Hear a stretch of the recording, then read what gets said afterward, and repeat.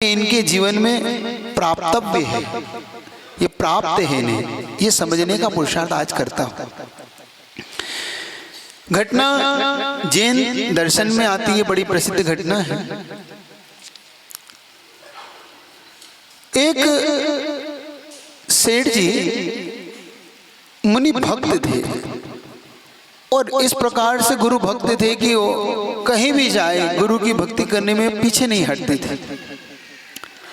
उनका एक मित्र था, वो मित्र को गुरु कभी नहीं अच्छे लगते थे। दोनों में एक भेद था, एक गुरु भक्त था तो एक गुरु द्वेषी था। मतलब उसे दिगंबर साधु बिल्कुल नहीं अच्छे लगते और दोनों में इस बात को लेकर काफी विवाद होता था। वो कहता था कि तुम्हारे गुरु क्या है, तो उनकी पूजा में लगे रहते हो, सिर्फ खाने के लिए मुनि बने हुए हैं, इतनी सारी चीजें तुम इनके पैर पड़ते हो, क्या है इनमें, है क्या आखिर? कुछ नहीं है इनको, दिन भर कुछ नहीं करते है पड़े पड़े। वो हमेशा ये बात कहता था और वो समझाता, देखो गुरु की निंदा मत किया करो, गुरु के पास ऐसा कहना अच्छी बात नहीं। अरे क्या है बताओ तो, बड़े बड़े सेठ आते हैं इनके चरणों में, सेठ इनके लिए नमोस्तु करते रहते हैं, इन्हें अच्छा लगता है, तुम 56 भोग देते हो, क्या कमी है इनको, क्या करते हैं, कोई खास काम करते हैं कुछ? अब उन्होंने कहा भाई ये सब कैसे समझाऊं? तो उसने कहा कि काम ऐसे नहीं समझेगा व्यक्ति, क्या होता है प्रैक्टिकल में समझता है, प्रैक्टिकल जब होता है जीवन में तब होता है।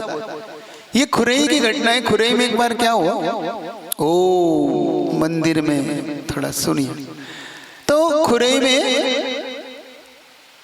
एक मुनि महाराज का आना हुआ, शायद क्षमा सागर जी यही थे।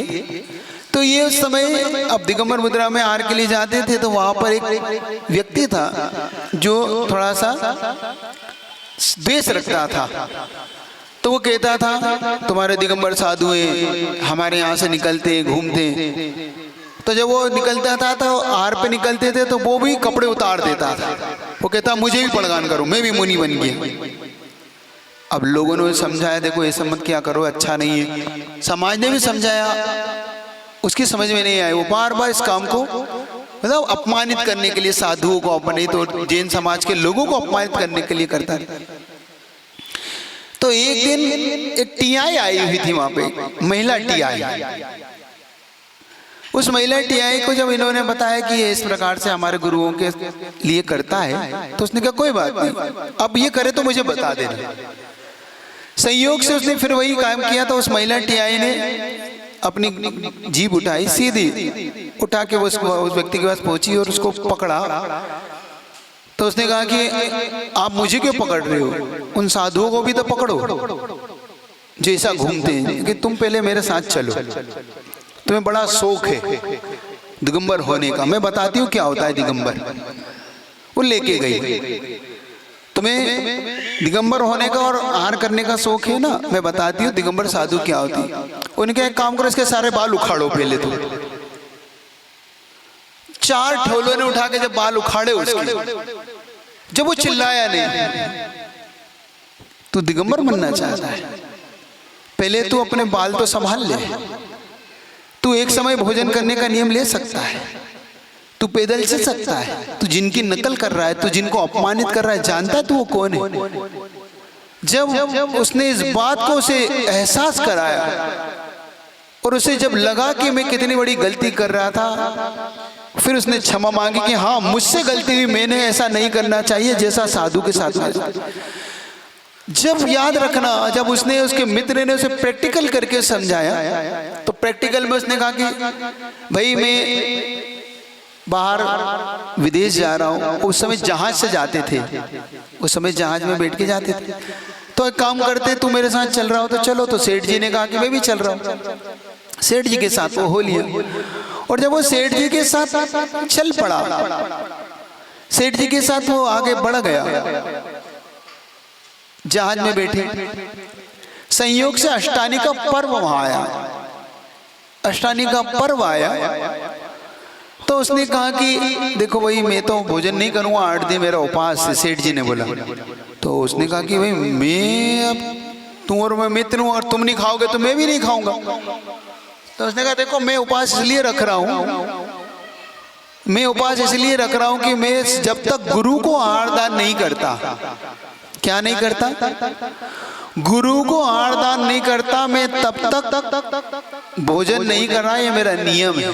आपके यहाँ कितने लोग का नियम है? ऐसा है कोई का नियम कि अगर गुरु नगर में है तो मैं आहार करके ही आहार करूंगा? ऐसा नियम है कोई का नियम? नहीं है। हाँ है, बढ़िया। ये अपने लिए याद रखना, मुनि को दे आहार फिर आहार करीजिए। अगर गुरु नगर में हो तो क्या करना चाहिए? आहार दे के आहार करना चाहिए। ये नियम है श्रावकों का। सच्चा साधु सच्चा गुरु भक्त होगा तो गुरु को आहार देकर ही आहार करता है, पहले आहार नहीं करता। सुन रहे हो कि नहीं? उसने जब नियम ले लिया और नियम लेने के बाद ने कह दिया कि अब 8 दिन तो मैं उपवास, तो उसने कहा कि भाई मैं तो 8 दिन कैसे करूंगा और तुम मेरी मित्र है, कुछ तो बताओ, कुछ समस्या का समाधान बताओ। सुनो, जब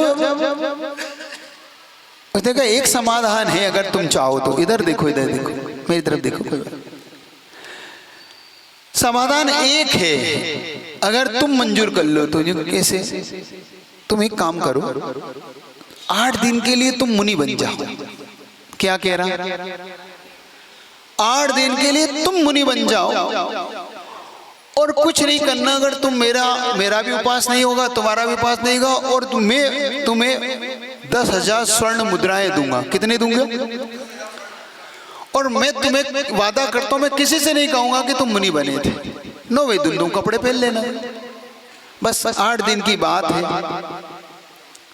अब उसने कहा कि पहले तो मन नहीं था उसका मुनि बनने का, लेकिन जब 10,000 स्वर्ण मोहरे की बात आई तब मन उसका थोड़ा सा, इतनी सी बात है। और वैसे भी देखो, तुम कहते ही हो कि मुनि महाराज कुछ करते तो ही नहीं, मैं तुम्हारी खूब वैयावर्ती करूंगा, तुम्हारे लिए सब कुछ करूंगा, बस 8 दिन की बात है, तुम मुनि बन जाओ। उसने कहा चलो ठीक है, मंजूर है। उसने मुद्रा, दिगंबर मुद्रा को ले लिया। मुद्रा हो गई दिगंबर। कि देखो बस एक काम और हमारे मुनि महाराज करते, वो और तुम करना पड़ेगा, तो इसके बिना तो मुनि तुम नहीं बन पाओगे। अब क्या? तुम्हें बस केसलोच करना है। क्या करना है? केसलोच करना है। केसलोच नहीं, देखो नहीं, मैं सहायता करूंगा, 5,000 स्वर्ण मेरे और दूंगा, 15 हो गई, तुम्हें 15,000 हो गई। अब और कुछ नहीं, थोड़ी सी देर की बात है बस।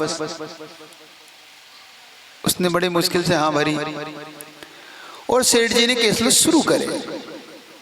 जब थोड़े सी बाल, जो सिक्का बराबर निशान बनता ना, सिक्के बराबर निशान बनते बनते वो आऊ करने लगे। देखो भैया, हमारे मुनि आऊ नहीं करते, सीधे बैठो। जो उसने शब्दों में बांधा, उस घटना में देखना, उस पुराण ग्रंथ में एक शब्द लिखा। उसने लिखा कि मैं शेर की मूंछ के बाल उखाड़ सकता हूं, लेकिन अपने मूंछ के बाल नहीं उखाड़ सकता। क्या? मैं शेर की मूंछ के बाल उखाड़ सकता हूं, लेकिन अपनी मूंछ के बाल क्यों? क्योंकि शेर की उखाड़ना सरल है, अपनी उखाड़ना, ध्यान रखना। जो मूंछ वाले जितने बैठे, कभी एक बार उखाड़ लेना, पता पड़ जाएगा क्या होता है अपनी मूंछ का बाल, है ना। बड़ी मुश्किल से उसने रोते गाते, जब उसकी ये उखड़ने लगी, ये उखड़ने लगी, तो उसकी हालत बिल्कुल ऐसे डामाडोल, पूरा हिल गया। बड़ी मुश्किल से केसलो छुआ। उसने कहा कि भाई अब तो कुछ देखो भैया, हमारे मुनि महाराज जो दिन उपवास रखते हैं, मुनि है तो उपवास रखते हैं, आज तो तुम्हें भोजन नहीं मिल सकता, इसके बदले में 2-5,000 स्वर्ण मुद्रा और दूंगा, बस तुम्हें आज का इंतजार करना। उसने कहा कि ये भैया, ये क्या तुमने कहाँ उलझा दिया मुझे। नहीं, दिगंबर साधु तो कुछ करते ही नहीं ना, वो तो बेटे बेटे खाता है, वो तो कुछ करता ही नहीं। तुम ही तो कहते थे, तुम ही तो ये बात कहते थे, दिगंबर साधु कुछ करते ही नहीं। ये देखो आज की बात है, आज कहना मान जाओ बस। उसने कहा भाई ठीक है। उसने फिर उसके सिर पे घी लगाया, खूब भैया वृत्ति करी, अच्छा लगा उसे कि चलो कम से कम सेठ जी मेरी भैया वृत्ति कर रहे हैं। उसने कहा कि अब देखो 12 बज गए, अब सामायिक पे बैठ जाओ। अब ये कि सामायिक क्या होती है? कुछ नहीं, सीधे जैसा मैं बैठा वैसे बैठ जाओ। उसने कहा, सेठ जी ने ध्यान लगाया, अब उसकी तो पूरी कमर पिरा रही थी। अब पिरा रही समझते हो, कमरिया क्या बोले थे वो, कमरिया ही बोले थे, और कुछ बोलते हैं वो नहीं, वो करियाई पिरा गई हमारी तो। हाँ, तो उसने जब ये बात कही, जब देखो सीधा बैठना है तो ऐसे नहीं चलेगा, बस 48 मिनट की बात है, सामायिक कर लो, उसके बाद तुम भले ही लेट जाना, 2-5 मिनट तुम्हारी खूब हो जाती हो। अब बड़ी मुश्किल से गिनते गिनते 48 मिनट निकले। सेठ जी ने फिर भैया बातें करी तो गला सूखने लगा था, पानी की प्यास सताने लगी। जो कभी उपवास न रखे उससे पूछो, जिसने कभी उपवास एकासन नहीं किया हो उससे पूछ लो। जैसे तैसे भाई दिन तो कट गया, रात आई, शाम की सामायिक करी, भाई एक सामायिक और करना है बस। तो ये क्या, बस एक 48 मिनट की और बची, वो कर लो। जब 2-3 बार स्वाध्याय, 2-3 बार प्रतिक्रमण, 2-3 सामायिक कराई तो सेठ जी कहते हैं ये सब होता है क्या यहाँ? हाँ कोई बात नहीं, अब लेटो। जब वो लेटा तो नींद नहीं आ रही थी, क्योंकि जिसका उपवास उससे पूछो। जब जिस दिन तुमने पहला उपवास किया होगा, बचपन में कभी किया उपवास है? बिना गद्दे के लेटा, तो कभी आपने कभी किया उपवास? आप में से किया? पहला उपवास जब किया लड़कों में किया किसी ने? आप लोगों ने अभी तक नहीं किया। इस बार 14 को अपन करेंगे, आने वाले 14 से मतलब भादों की अनंत चतुर्दशी को करेंगे अपन। जब उसने रात में जैसे ही वो तारे को देख रहा था, चांद को देख रहा था, तो उसे चांद तारे नहीं दिख रहे थे, उसे चांद में तो रोटी दिख रही थी, तारों में सब्जी दिख रही थी। उसे ऐसा लग रहा था कि यही, मतलब उसे नींद नहीं आया, पलटी मारता, जब रात में पलटी मारता। मेरे जब पहला उपवास किया था, मेरा अनुभव तो बहुत खराब था। मैंने जैसे तैसे दिन बिता लिया, लेकिन जब रात हुई और रात होते ही 9 बजे मुझे सुला दिया, 9:30 पे सुला दिया। हमने बहुत पहले जगा के रखा कि तुम जल्दी मत सो, जल्दी मत सो। मैं नहीं, बहुत थक गया था। अब बच्चे थे, खेलते खेलते दिन बिताया था। वो जबरन का उपवास था, उपवास तो नहीं था, फिर भी भूखा लंघन ही बोल लो उसको। और रात बिताई, 9 बजे सो गया, लेकिन 10:30 पे नींद खुल गई। 1 घंटे तो नींद लग गई। अब 10:30 पे मैंने कहा दिन हो गया, सो जाओ, 10:30 बजे। जैसे तैसे अब 10:30 से 11:30 बजी, फिर 12 बजी। मैंने कहा मम्मी चले घर, चले मंदिर? माँ से कहा चले मंदिर? रात 12 बजी, अभी कुछ नहीं है, सो जाओ। पूरी रात ऐसे गुजारी। और 6 बजे भैया जब नींद लग रही थी, तब उन्हें उठाया कि अब 6 बज गए, अब चलो। हमें बज गई, बढ़िया। उन्होंने कहा नहाना? कि नहीं नहाना है, हमें मंदिर जाना है। क्यों? क्योंकि तुम हमें बिना मंदिर जाए कुछ नहीं दोगे, पहले तुम हमें मंदिर लेके चलो। उन्होंने हमें मंदिर लेके गए। हमने जैसे तैसे चावल को हाथ में रखा। हमने कहा भाई अब घर चले, क्योंकि अभिषेक और देख लो। नहीं, अभिषेक बिल्कुल नहीं देखना है हमें घर चलो, हमें पानी पीना है। बस वो रात, वो अनुभव मुझे याद है आज तक। उसका भी अनुभव ऐसा ही था। वो पूरी रात भर जग के उसने बड़ी मुश्किल से गुजारी। सेठ जी ने कहा प्रातः काल हो रही है, अब सामायिक पे बैठ जाओ। सेठ जी काहे की सामायिक? कर तो लो सामायिक। सामायिक करी। सेठ जी का स्वाध्याय और कर लो, स्वाध्याय कर। सेठ जी ने कहा अब आहारचर्या का समय है, और सेठ जी ने बढ़िया भोजन बनवाया। 56 भोग जो तुम सब बनाते हो बनवाया। सेठ जी ने कहा कि देख लेना भाई, जो भी लेना आराम से लेना, और हमारे मुनि महाराज 1.25-2 घंटे तक ले सकते हैं, आप आराम से लेना, खूब अच्छे से लेना। उसने कहा अब शुरुआत, अब जब जिसको पाड़ना नहीं आती ना, उसकी बड़ी आफत होती है। एक बात याद रखना, उपवास तो हो जाता है, पाड़ना गड़बड़ हो जाती है। पाड़ना सीखना, पाड़ना का मतलब होता है जो तुम उपवास खोलते हो। तो तो उसने जैसे तैसे, अब वो तो उसके दिमाग में तो बस वही घूम रहा था, उसने बस लगे हलवा, लगे पुड़वी, लगे ठडूला, लगे घुनी, जूस, पानी तो लेने ही नहीं है, पानी तो बस एक एक दो दो घुट। और सेठ जी कह रहे मुनि महाराज पानी अच्छा देख लेना, पानी की प्यास सताती है। वो तो क्या है, पानी तो कल पी लेंगे। देखो पानी तो अब जैसे तैसे, भाई तुम कहते हो ना जूस की जगह पानी महाराज ले लो, कभी करके देख ले। उसने बाद सेठ जी क्या और लेना हो तो और समझ लो, अभी बैठना नहीं, आराम से कर लेना, क्योंकि दिन भर नहीं मिलेगा, कल मिलेगा। उसने कहा भैया अब तो कुछ नहीं। और जब साधु बैठता है ना, क्योंकि खड़े होके आहार क्यों लेते बता रहा हूं, खड़े होके आहार लेने में पेट कभी नहीं भरता, कितने ही कर लो। जो बैठ के पेट भरता है वो खड़े होके नहीं भरता, ट्राई कर लेना, अपने आप उन्नोदर हो जाता है, अपने आप बैठते ही लगता है कि अभी कुछ रह गए। वैसा उसके जैसे वो बैठा, उसने कहा अरे फिर से, फिर कहा कोई बात नहीं, अब कल रह गए। अब जैसे ही 1-1.5 घंटा बीता नहीं और प्यास सताने लगी, क्योंकि गलती कहाँ हो गई उससे, पानी नहीं पिया तो उससे वो गलती, और प्यास सताने लगी। मुख पे प्यास सताते ही जिह्वा बाहर निकल के चाटने लगा कि क्या कर रहे हो, ये प्यास सता रही है, कि प्यास सता रही है, तुम्हें पानी नहीं मिलेगा।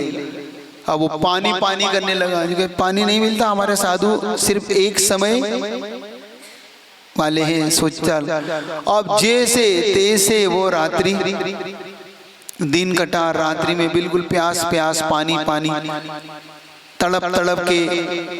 दूसरे दिन सेठ जी ने कहा भाई पानी, आप 4 चरह के लिए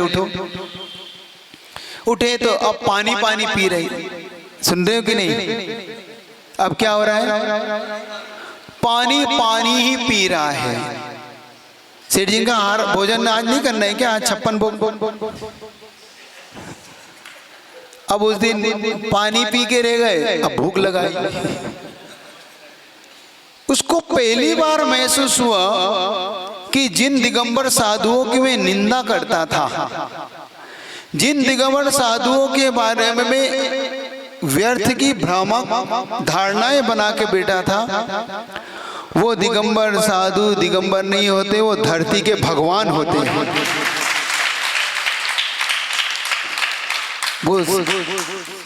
पहली बार से महसूस हुआ कि मैं कितना गलत सोचता था इनके बारे में। बड़ी मुश्किल से उसने 8 दिन गुजारे। 8 दिन गुजारने में उसे ऐसा लगा कि मैंने 8 वर्ष के बराबर हुए थे। एक एक दिन उसके लिए इतना भारी पड़ता था। 8 दिन जैसे गुजरे उसके जैसे तैसे। उनका सेठ जी हो गए अष्टानी का? हाँ हो गए अष्टानी का। सेठ जी पूछते हैं कैसा लग रहा है मुनि बनने के बाद, क्योंकि सेठ जी को तो ये दिखा नहीं था कि दिगंबर साधु होता क्या है, दिगंबर मुनि होते क्या है। दिगंबर मुनि वास्तव में जैसा आप सोचते वैसे ही कि अलग होते। अब उसके मुख का शब्द सुनो, मुख के शब्द क्या थे उसके मुख पे एक ही बात थी कि भाई सबसे पहले तो मैं उन दिगंबर साधुओं से क्षमा चाहता हूँ, और मैं तुमसे भी क्षमा चाहता हूँ कि मैंने दिगंबर साधुओं की इतनी निंदा की आज तक अपने जीवन में। मैं पहली बार समझ पाया, मैं जो मानता था मैं आज साधुओं को कि साधु सिर्फ अपने जीवन में भोजन करता है, भोजन के लिए ही पैदा हुआ है। मुनि दिगंबर मुनि सिर्फ जिनको कोई काम नहीं होते इसलिए मुनि बन जाते हैं, जिनको कोई मतलब नहीं होते हैं, पढ़े लिखे नहीं होते। पहली बार लगा कि साधु क्या होता है, तो उसके मुख के वचन थे, मैंने आज पहली बार धरती पे कोई देखा तो धरती का सच्चा देव देखा, तो ये साधु देखा। धरती का देवता कोई है, चलता फिरता कोई भगवान थे तो ये समझ रहे। जब उसने 8 दिन के बाद उसने सम्यक दर्शन को धारण किया, बड़ी अच्छी घटना है वो, पूरी घटना सुनना।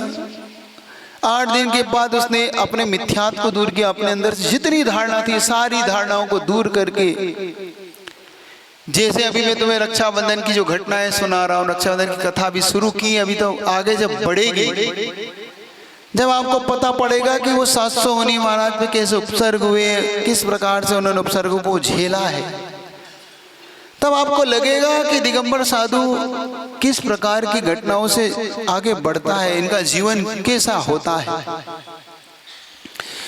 गुरुदेव का जीवन जब अपन देखते हैं, गुरुदेव का बहुत अच्छा संस्मरण मुझे याद आ गया, इस कष्ट की सीमा में बताता हूं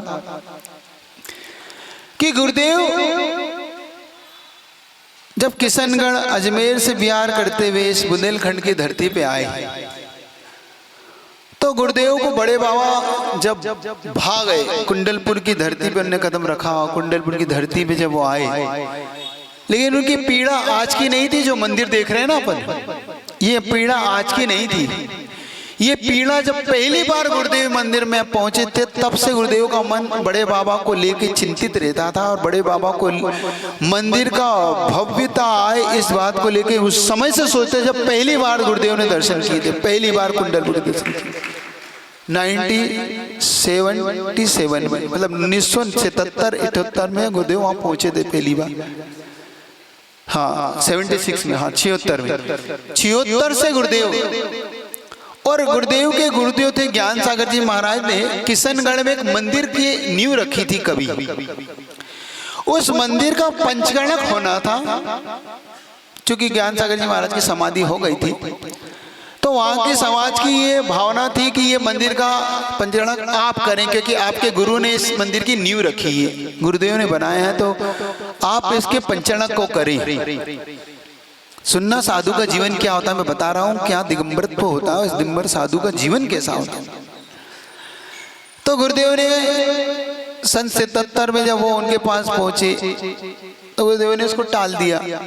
जब लगे रहे बार बार, तो 79 के फिर पहुंचे। 79 में गुरुदेव वहीं रहे, चातुर्मास 2-3 चातुर्मास हुए गुरुदेव के वहां पर। 77 और 79 ऐसा बताते, 78 79 है ना, ऐसा हुआ ना, हाँ 2 छात्र। तो गुरुदेव के पास जब वो पहुंचे किशनगढ़ में, सब वहाँ की समाज और खूब विद्वान लोग वहाँ पहुंचे, गुरुदेव से निवेदन किया कि आचार्य भगवान इतने साल हो गए आपकी, हम एक बार तो आप पुनः चलिए राजस्थान की, आप इतने साल से आप बुंदेलखंड में ही हैं, कम से कम आप एक बार तो पंचगणक कर दीजिए, क्योंकि अब गुरु की कृति थी, गुरु की वो कृति को कैसे टालते। तो उन्होंने एक बात कही, पहले बड़े बाबा को कुछ पेशगी तो दो, होता ना, आप जमानत बोल क्या बोलते हैं जो अब आप कोई मकान लेते हैं तो बोलते ना बयाना, तो पहले बड़े बाबा को कोई बयाना तो दो। तो उनको लगा कि भाई बात बन रही है, मतलब आचार्य से भाव, गुरुदेव का भाव था कि कुंडलपुर का मंदिर छीन छीन हो रहा है, पहले इसकी ओर भी तो देखो, इसको अच्छा कराओ कुछ, मतलब तुम कुछ दान वान करके इस मंदिर को व्यवस्थित तो करो पहले। तो उन्होंने दान दिया कि आचार्य से ऐसी बात है तो हम बिल्कुल दान करेंगे। उन्होंने अच्छा दान किया कुंडलपुर के मंदिर के लिए, कभी आचार्य जी ने अपने निजी के लिए ने कभी नहीं की। और गुरुदेव को अच्छा लगा कि हमसे इन्होंने कुछ करा, और गुरुदेव ने बिहार किया। चातुर्मास के बाद बिहार किया आचार्य भगवान ने, सीधा रास्ता पकड़ा जयपुर के लिए।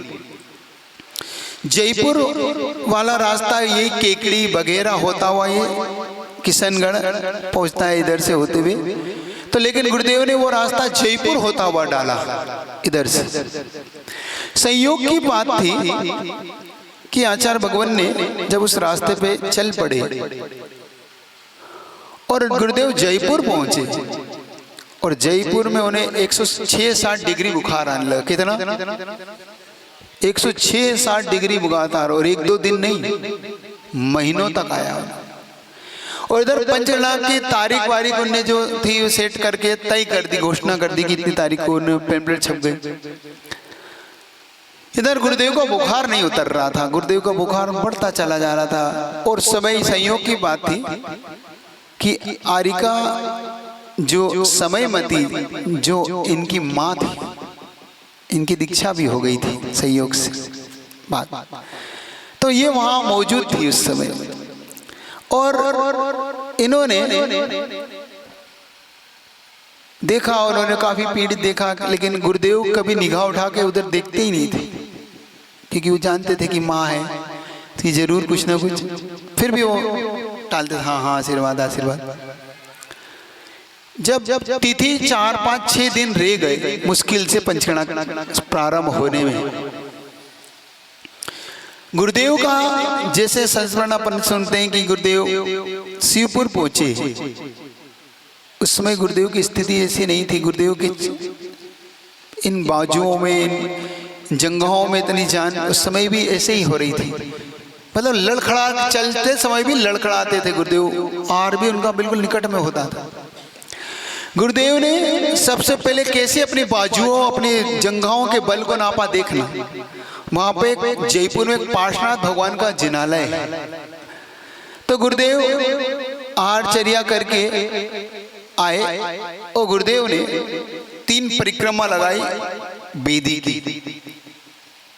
जब बेदी की 3 परिक्रमा लगाई तो उन्होंने अपने बाजू बल को और अपने बल को नाप लिया कि हाँ, और अपने सामायिक की। सामायिक करने के बाद लोगों को आशंका होने लगी थी कि अब ये बिहार करेंगे, लोगों को ये आशंका होने लगी थी कि किशनगढ़ ये बिहार ना कर दें। तो वहां के एक सुशील जी वेद हैं, सुशील जी वेद ने स्पष्ट कहा कि गुरुदेव ने बिहार नहीं करना है, और अगर कर दिया तो इनकी जान पे आ सकती है, इनकी जान को संकट आ सकता है, क्योंकि शरीर में बिल्कुल भी जान नहीं बची है, इनका शरीर बिल्कुल अंदर से खोखला जैसा है, इस समय इनको सख्त आराम की जरूरत है। तो किशनगढ़ तक के लोग जिन्होंने पंचकणा की घोषणा की थी, उनने भी कह दिया कि भगवान हमें कोई विकल्प नहीं है, ये बाद में हो जाएगा, लेकिन आप यहाँ से बिहार न करें, कोई बात नहीं, ये पंचकणा फिर कभी हो जाएगा। गुरुदेव का नहीं, सब ठीक।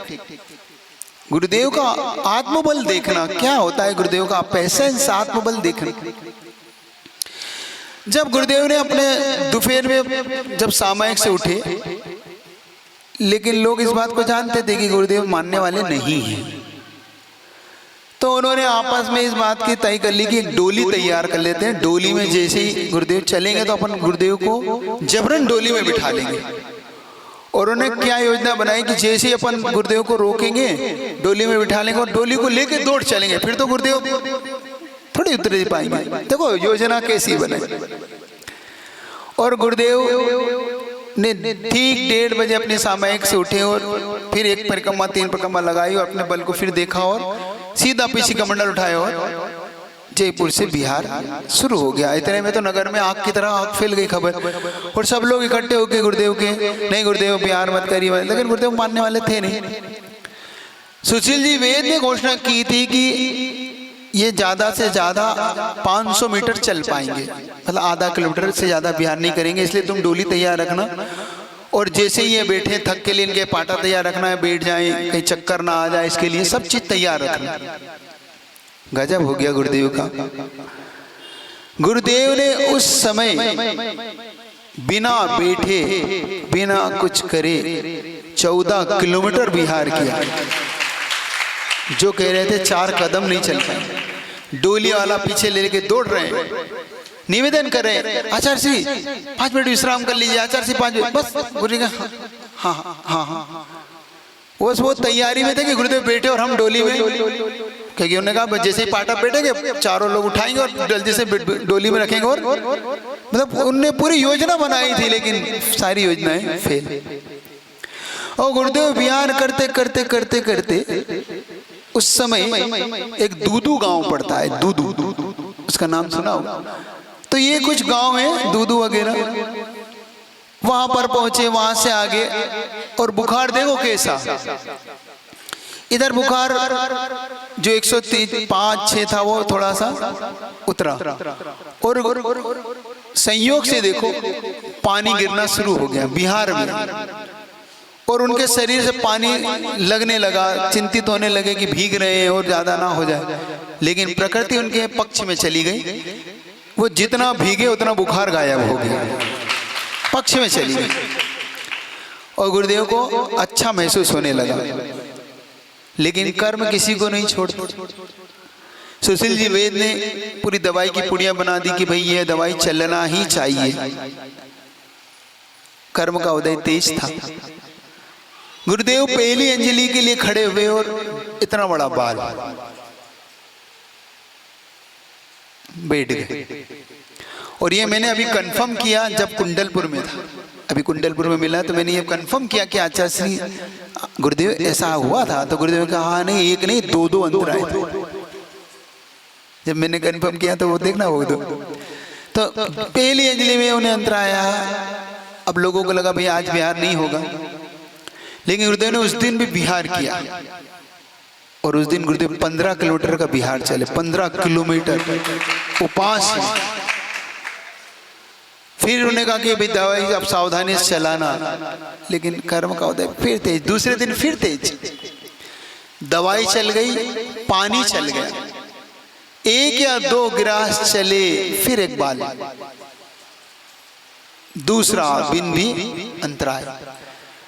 2 अंतराय के साथ गुरुदेव विहार कर रहे हैं और किशनगढ़ की ओर बढ़ते चले जा रहे हैं। एक व्यक्ति जो गुरुदेव को बिहार करा रहा था, जब हमें अभी रास्ते में मिले, हम लोग नसीराबाद जा रहे थे, नसीराबाद से बिहार करते किशनगढ़ की ओर से जयपुर, तो वो कहता है मैंने गुरुजी का बिहार कराया है उस दिन का, जो वो उपास का। तो कहते हैं, वो हमसे कहता है तुम्हारे गुरुजी बहुत जिद्दी, छुट्ट कहता है वो, क्योंकि गुरुजी से मुंह लग गया था वो उस समय। जो विद्यासागर जी बड़े जिद्दी हैं, तुम्हारे गुरु तो बहुत ही जिद्दी हैं। मैंने क्या हो गया भाई? तो महाराज जी मुझसे सुनो ना, मैं बताता हूँ क्या थे। मैंने क्या हुआ? कहता है आचार्य आप एक और घटना जो उसने सुने वो सुनना। हमने तय किया कि भाई आज आचार्य श्री को 8-9 किलोमीटर ज्यादा नहीं चलने देना, 2 अंतराय हो गए हैं। पहले तो मना किया कि आज बिहार मत करिए, फिर भी उन्होंने बिहार किया 2 अंतराय के बाद। और हमने सोचा कि 9 किलोमीटर चला के रोक के उनका आहार करा देंगे अपन, जल्दी से आहार हो जाएगा। लेकिन महाराज आपके गुरु कहाँ मानने वाले। हमने चौका लगा लिया, सारी तैयारी कर ली, 9 किलोमीटर हम बिल्कुल नवदा भक्ति के लिए तैयार हो गए, आहार तैयार हो गया। और गुरुजी विहार करते हुए 7:30-8 बजे तक पहुंच गए वहां पर। तो उन्होंने कहा अभी तो समय है। हमने कहा नहीं नहीं समय नहीं है, आपको आहार करना है। नहीं नहीं अभी 1 घंटा और चल सकते हैं। महाराज उन्होंने विहार कर दिया। नवदा भक्ति के लिए हम सब यहाँ बैठे हैं कि भाई आप गुरुजी, उन्होंने विहार कर पूरे उस दिन कम से कम 14 किलोमीटर पुनः चले। मतलब वो 9 किलोमीटर पर नहीं रुके, 14 किलोमीटर रुके और 14 किलोमीटर पर जाके उस दिन पाड़ना अच्छे से हुई उनकी वो धारणा। सोच रहे हो गुरुदेव ऐसे विहार करते करते करते जब गर्भ कल्याण का दूसरा दिन था और शायद वो भी बीत के जन्म कल्याण का गर्भ जन्म से दिन पे पहुंचे। क्या साधक की अगवानी हुई, वो अगवानी देखना। उस दिन जब गुरुदेव किशनगढ़ में कदम रख रहे थे, तो कदम रखते समय लोग, क्योंकि उस समय आसपास जो साधु थे वो भी उस पंचगढ़ में शामिल हो चुके थे। बड़े बड़े आचार्यों ने उस दिन आचार्य भगवान गुरुदेव की अगवानी की थी। उस दिन 25,000 जनता ने आचार्य भगवान की अगवानी की थी किशनगढ़। इतनी जनता लवालब दूर दूर तक, इतनी जनता गुरुदेव का, जिसने इतना बड़ा संघर्ष करके आया हो। और वो भी सिर्फ किस लिए गए थे मार बता दो, वो क्या था, गुरुदेव क्यों चले थे? गुरुदेव ने वचन दे दिया था। गुरुदेव ने किशनगढ़ वालों को क्या दे दिया था? ये वचन दे दिया था, मतलब संकेतों में वचन दिया था कि चिंता नहीं करो, मैं पंचगढ़ में आ जाऊंगा। अपने वचन को निभाने के लिए गुरुदेव ने अपने सब कुछ दांव पे लगा दिया कि मैं किशनगढ़ जरूर जाऊंगा अपने वचन के लिए, क्योंकि मेरे मुख से निकला है। और जिसके मुख से जिसको ऐसा बल प्राप्त होता है कि जो अपने वचनों को निभा देता है। एक बात याद रखना, गुरुदेव को जो वचन सिद्धि है, जो वचन रिद्धि उनको प्राप्त है, जो मुख से बोलते हैं वो कभी खाली नहीं जाता। वो इसलिए नहीं जाता कि अपने वचनों से कभी पलटते नहीं है। गुरुदेव अपने वचन निभाते, अपने मुख से जो कह दिया उस बचपन पे, और तुमसे ज्यादा तो अच्छा कौन जान सकता। शाहपुरा वालों से ज्यादा कौन जान सकता है कि जो जिसमें पैरों में लगी हो, जिसकी अंगूठा एक कदम चलने की इजाजत नहीं दे रहा हो, पूर्ण आयु के डॉक्टर कह रहे हो कि एक कदम भी गुरुदेव नहीं चलेंगे, गुरुदेव दिन 16-16 किलोमीटर चल के शाहपुर आते हैं, है कि नहीं? तो ये याद रखना। ऐसे साधक की अब आपको घटना सुनाई, गुरु क्या होता है, साधु क्या होता है, समझ गए कि नहीं समझे अपने जीवन में गुरु क्या होता है? अब कभी भी कोई गुरु दिख जाए तो विनम्र भाव से रहना।